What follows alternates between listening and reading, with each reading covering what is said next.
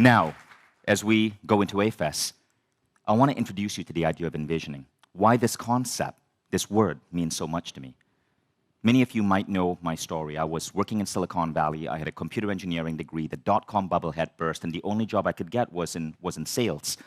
And I went into meditation so I could simply pull myself out of that misery, right, at that horrible sales job I was at.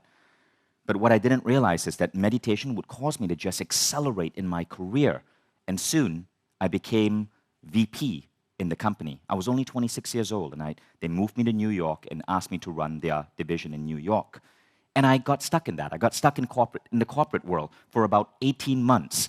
And then, as I continued meditating, as I continued going deep within, I realized that this was not me, that something was off. I was crushing it at my job, but my life felt like there was so much more I needed to do than just pick up the phone and be selling technology to lawyers in the US. And so I quit my job and I became a meditation instructor. And that's where I suddenly had to rebuild everything. When I first started out, I was so embarrassed at what I was going through that I didn't tell my friends that I was teaching meditation. Remember, this was 2003 in New York. Meditation wasn't hip and cool as it is right now, where you have superstars and celebrities talking about it. Back then, it was woo-woo, right? It was this thing that weird people did.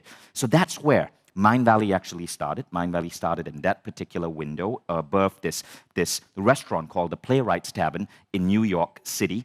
And the funny thing about that window is before I moved in there, before I moved into that apartment in Times Square, it was a Thai massage parlor, right? This was Times Square in 2003, before Disney took over and put up Aladdin and The Little Mermaid and The Lion King. This was not like Disney Times Square. This was like crack and hookers Times Square. So it's a sobering thought that Mindvalley really started in a former whorehouse. But we all have to start somewhere. Right? And this was the first official Mindvalley seminar. That is the actual seminar room where it took place, right? It was just me. There was no team. There was hardly any budget. The budget was maybe $600. It was 19 people. And that's what I did for about 5 years of my life. That little seminar room. This was at the Hilton on 59th Street in New York. It was nothing compared to where we are right now. This was my office in 2003. That's the beat-up Toshiba laptop. The table I'm working on, this is really interesting, right? In New York, me and Christina, we were so broke, we couldn't afford proper furniture, so we would just go out to the streets and salvage what our neighbors tossed out. Every year, IKEA would release their new catalog. All the old IKEA would go to the street, and then in New York, you just pick up what you need. And it's funny, because that table I'm working on the IKEA catalog, is actually called the Lack. And it's $7.99. This is brilliant. IKEA named a table. This is the cheapest table in the world. IKEA named a table Lack. I guess to signify the lack of abundance and vision you need to want to work on a table like that, right? It's brilliant marketing. So anyway, the funny thing is, I was pleased with what was going on. I liked my job. I continued doing this for 5 years. 5 years. And from year 1 to year 2, I'd grown the business by maybe 50%. I'd gone from maybe 20 students to an average of 40 students per class once a month. I was making very meager income, right? But I was satisfied. See, what was going on is I didn't have the vision in my head. I didn't have the vision for this. I didn't know how small I was playing. I was deluding myself. Now, what happened during that time was I got a job. Because I was a computer engineer, I was the geeky guy in the personal growth industry. I got a job building a website for this incredible dude by the name of Bob Proctor. The movie The Secret had come out. People like Bob Proctor, Lisa Nichols. Now I get to call them friends, but back then they were like heroes to me. They were like on the single most watched DVD in the world. So Bob Proctor, I was the guy who built one of his early websites, and he mentored me a bit. Now one day, I was flying to London to do my tiny little meditation seminar. There were like maybe 30 people in that room. And Bob Proctor, at the same time, was in London speaking to thousands of people at a nearby hotel. So he said, hey, Vishen, I have a break for lunch. Come hang out. Join me for lunch. So I show up for lunch with Bob Proctor. And Remember, that's Bob Proctor, right? Like, I'm in a t-shirt and jeans. Bob is in his crisp suit, his tie, his expensive glasses, and his Rolex. And he's like, so what brings you to London? Bob's got this really, really, really deep voice, right? And I'm like, Bob, you're going to be so proud of me. I'm teaching meditation now. I don't just build websites. I have 30 people in this room attending the seminar. And Bob goes, wait. 30 people? And I go, yes, 30 people. I'm so excited. And he goes, how much are they paying? And I go, it's like $200. That's it. And Bob goes, hang on. You flew from Malaysia to London. What's that, like 22 hours? I go, yeah. He goes, you left your wife behind. You have a 1-year-old son, right? I go, yeah. He goes, you left your son behind to come to London to teach 30 people meditation. I hope you're flying business at least. Then he looks at me. You are flying coach, aren't you? And I go, yeah. And I could feel that pain welling up. And he goes, vision, vision, vision. And he closes his eyes. So I know something deep is coming, right? I would not be doing what you're doing. You're wasting your time. And I go, no, but Bob, I really enjoy this. Like, this isn't work for me. I really enjoy this. I love teaching. Like, I'm adding value to these students' lives. I'm trying to justify and justify and justify. And then Bob touches his face. And he takes this deep breath and he makes like this sniffling sound. And I know again something deep is coming. And he goes, Vishen, you're so much bigger than this. You're playing way too small. And inside me, now I'm fucking angry. I'm like, I'm a personal growth teacher. I'm actually teaching people goal setting. Like, and in my mind, like, this conversation is happening. Like, fuck you, Mr. Bob Proctor, with your fancy suit and your tie and your fantastic cologne smell. I don't need you to tell me what to do. And so that lunch ended very abruptly. And I went and I taught the seminar. And on Monday, I woke up and I decided, fuck it, he's right. And I quit. And I quit my job teaching that seminar, which I was doing for 5 years. Because I realized, as painful as it was to hear, I was lying to myself. And I was lying to my students. I was telling them to write down their goals. I was telling them to meditate, to dream big. I wasn't playing big. I was fucking teaching 30 people, flying 22 hours, coach, because I couldn't afford business class, leaving my wife and kid for like 5 days at a time to influence 30 lives. And so I quit. After 5 years, I stopped teaching that seminar. And I went to Facebook, and I added, Facebook has a little thing on Facebook where you can add a quote, and I added this quote. It's a quote from Bob Proctor. It's now been 10 years, so this was 2008.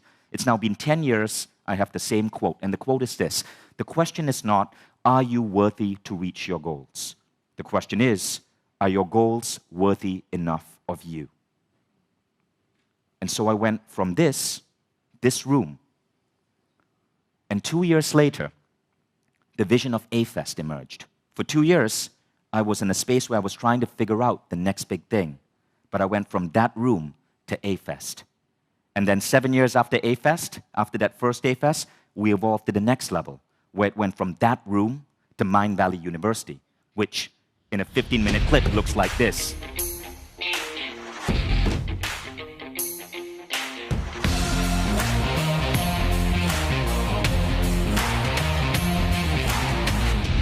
And I have to show it as a video because if I just show images, it wouldn't do it justice. But again, it went from that tiny little room to that. And that is what envisioning is about. Are you guys ready to play at that level? So at this A-Fest, I'm going to play Bob Proctor to you. I'm going to spray on some fancy cologne. I won't wear the jacket. It's too hot in Bali. But our job is to disrupt you to the point where you feel uncomfortable. Because remember, transformation comes from a distressing dilemma. It comes when our worldview is shaken up. And part of that shake-up has to be to help you see that could it be that you are living a tiny slice of your potential. So let's talk about the power of vision. Why do we want to dream big? Why do we want a vision? Anybody know that man? Elon Musk, right? So I was part of a group. I was once on the board of the X Prize Foundation, and we got to go to SpaceX and visit Elon Musk. You recognize many A-Festers in that picture, like Jim Quick, myself, and so on. And so We got to actually sit down with Musk, visit SpaceX, ask him a couple of questions, and it is amazing how big this guy thinks. Now, this is what I noticed about Musk, right? He said, when we asked him, so what's the grand vision here for SpaceX? Now, think about this. SpaceX is nothing more than a vertical trucking company. Horizontal trucks move goods this way, SpaceX moves goods this way. No big deal, vertical trucking. It's basically taking parts to the International Space Station. There are 19 other companies, at least, that do the same thing. But in a survey of employees in Silicon Valley, the #1 place for engineers to work is SpaceX. Why? Because Elon Musk doesn't talk about it like it's a trucking company. He talks about it 10 years in the future. I remember that day, right here, meeting Musk. This was around 5 years ago. And when he described what he was doing, he described it like this, right? He described how all his companies connected, from SpaceX to Tesla to SolarCity. And he spoke about this. He said, look, at SpaceX, we're looking to back up the human race. Because think about it. When you have important things on your hard drive, you back up your hard drive. The human species is important, but a single asteroid could wipe us out. In fact, by the way, get this, there's a 1 in 30,000 chance we will be wiped out in our lifetime. 1 in 30,000 isn't big, but that chance still exists. And what Elon said he wants to do is, within 10 years, colonize Mars. He has no idea how to get there, but it doesn't matter. He said on that day, and there was no press or journalists there, so he was very raw and open. He said, look, I don't know how I'm going to get there, and I'm aiming, and I think 10 years is about right, but I'm known to be over-optimistic on these targets. And so when he speaks about the vision, about the role he's playing in the world, he's not a guy who runs a vertical trucking company. That's for the other 19 space companies to describe themselves. No, he's saving the human race. And that's the first key idea about vision. And I noticed this when I spoke to many great minds in Silicon Valley. They would not describe what their companies do now. They always think 10 years ahead and speak as if it's happening now. When I started speaking about Mindvalley in the same way, we started growing. We started being able to attract great talent. So that's the first thing I want you to write down. Think about where you could be in 10 years. You don't have to know how to get there. Elon Musk hasn't solved all the problems to get to Mars. But when he talks about why he's here, when he talks about that vision, he's talking 10 years ahead. It's the same with Peter Diamandis, right? Peter Diamandis, a few years ago, launched a company to mine asteroids. He has no idea how to mine asteroids. But when he speaks about how he's launched Planetary Resources to mine asteroids, people get so excited. He got mentioned on The Daily Show. Job applications flood in.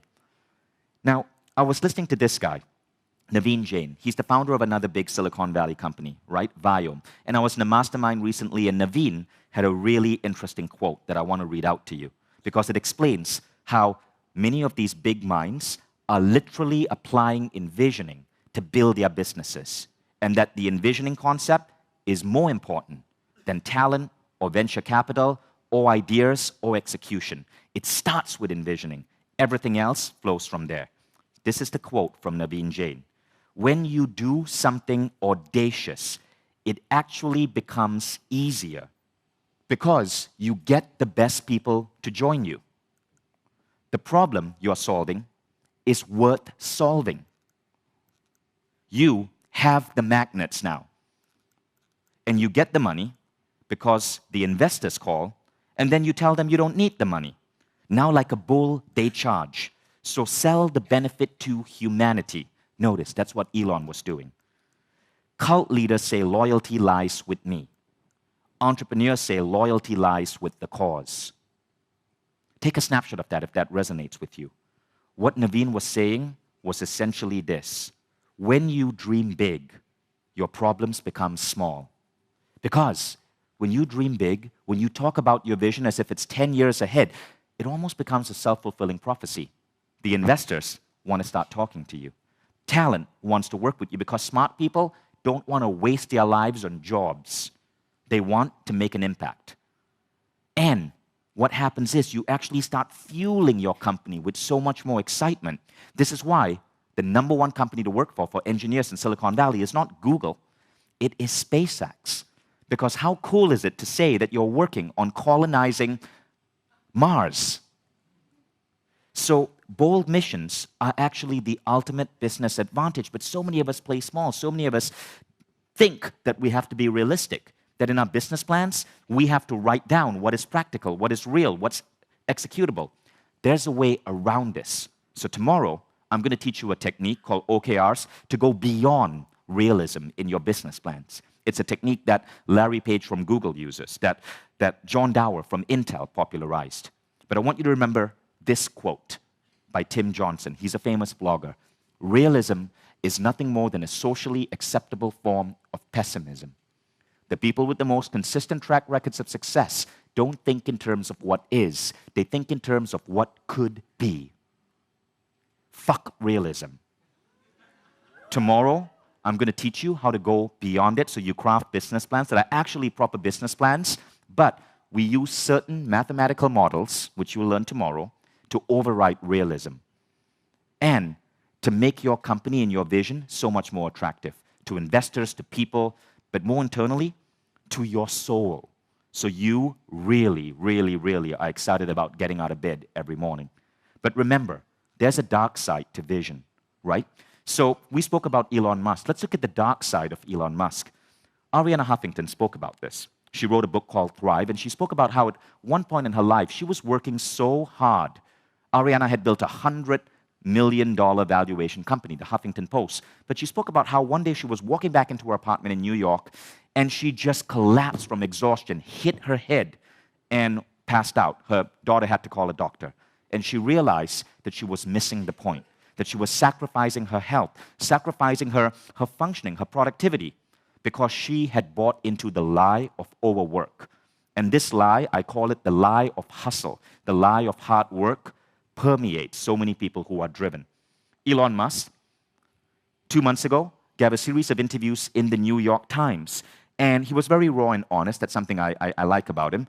But he said brakes are for cars, not CEOs. And he also spoke about how he is going through excruciating pain right now as CEO of 2 companies. In fact, he had to step down as CEO, as chairman of one company. He can't sleep without the drug Ambien. He sometimes has to work till 3 a.m. He has already gone through 2 divorces. And it's taking a toll on him.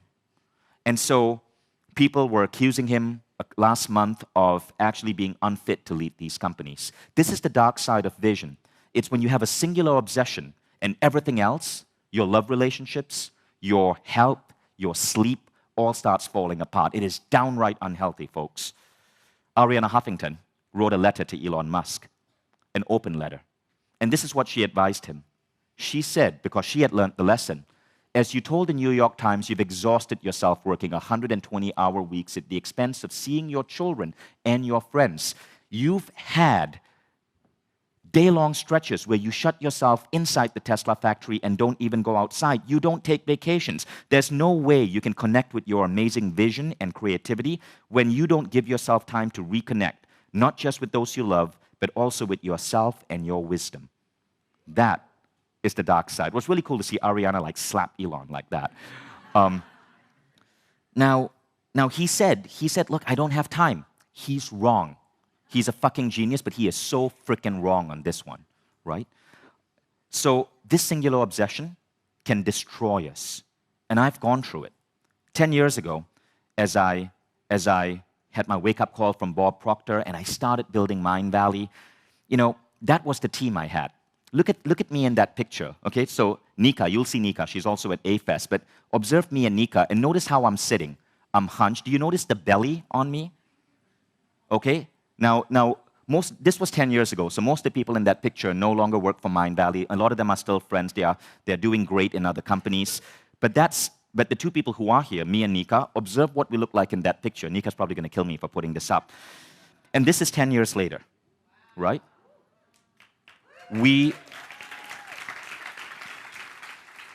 So this is when you are obsessed. If you look at that previous picture, that's when you are obsessed with just a singular focus. I was working hard at the expense of my health, at the expense of my friendships, at the expense of so many different things. And it wasn't just me, because people will follow the CEO. So if I'm doing these unhealthy practices, so are people on my team, right?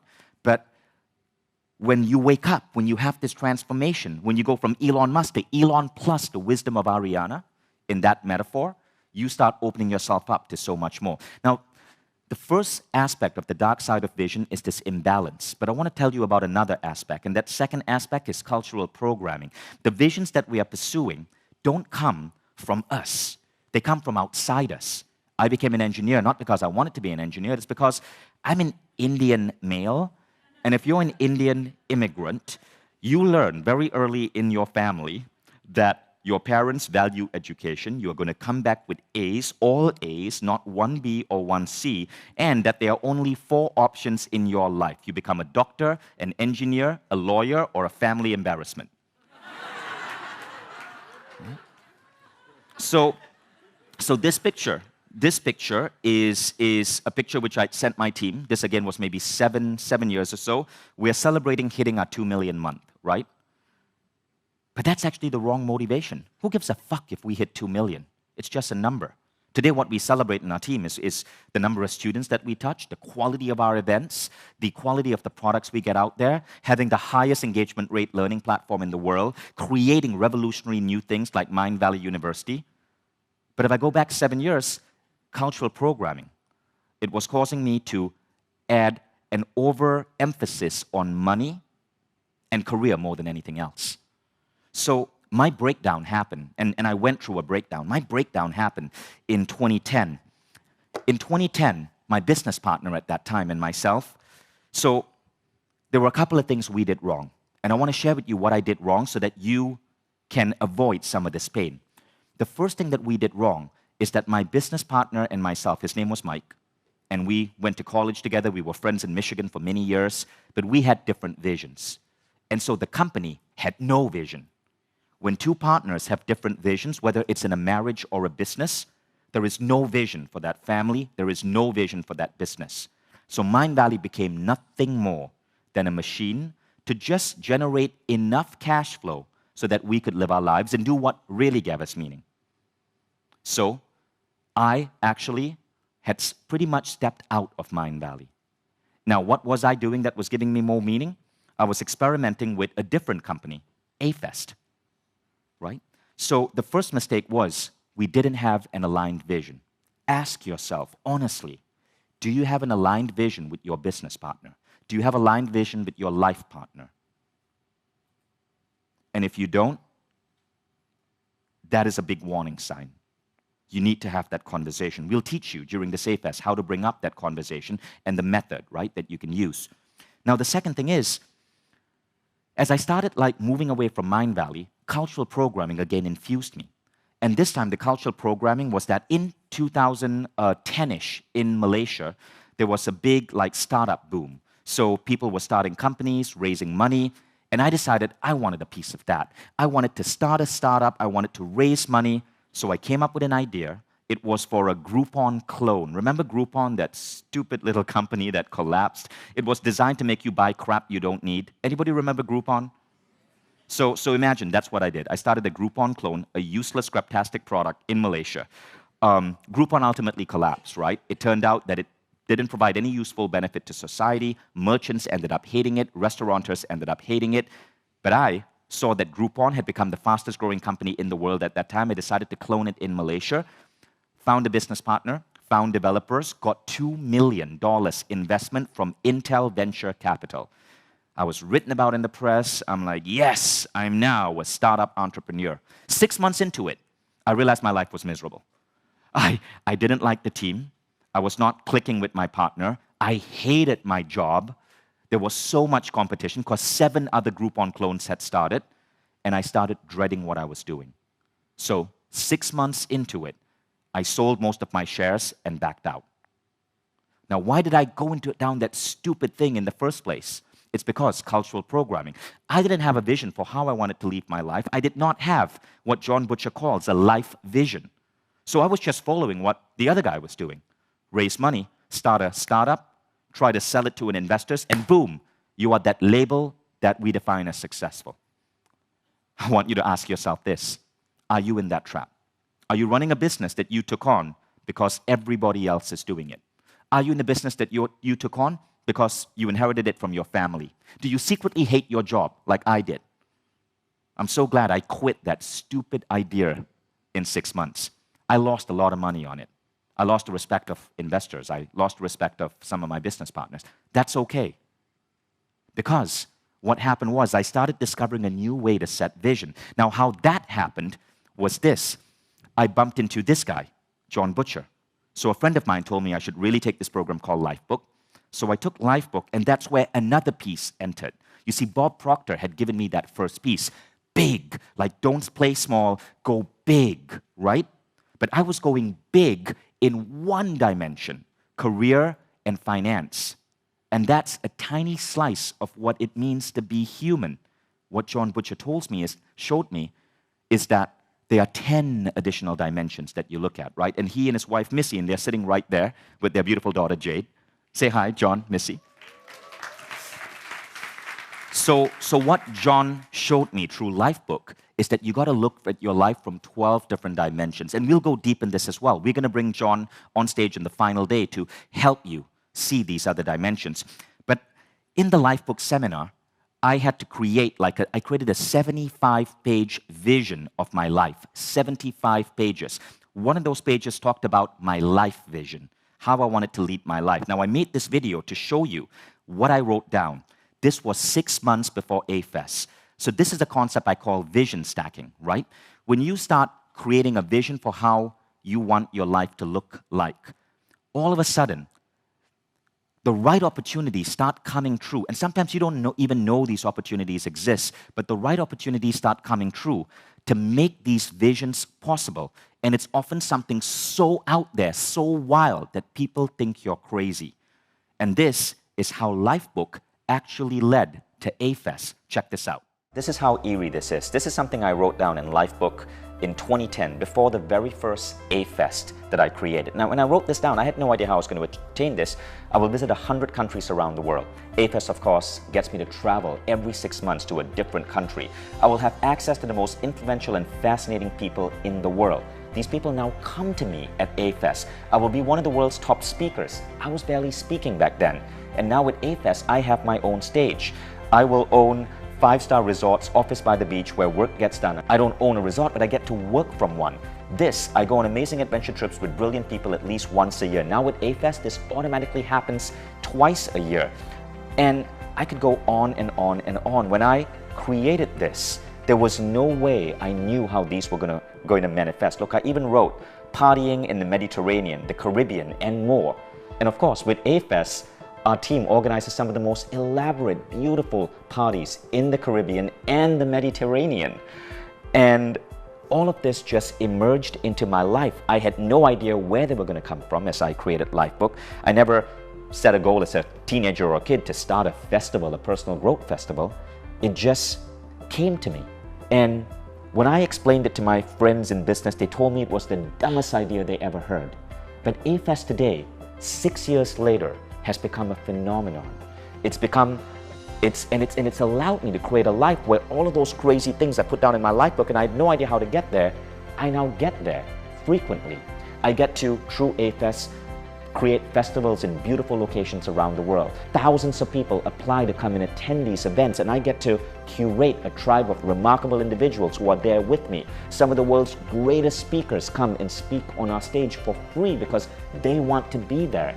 And I certainly found myself living this life where the friendships were there, the travel, the adventure. I'm taking my family with me. I'm learning from all of these remarkable speakers.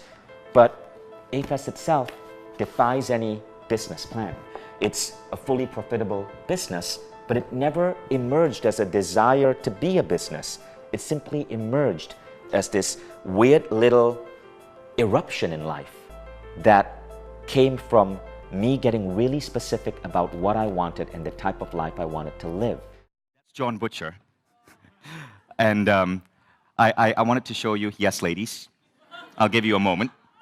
So you can see how that, right? How writing that down, I had no idea how it was going to happen, but AFEST emerged. Now, the second thing was this one. I saw this picture of John, and frankly, I got turned on.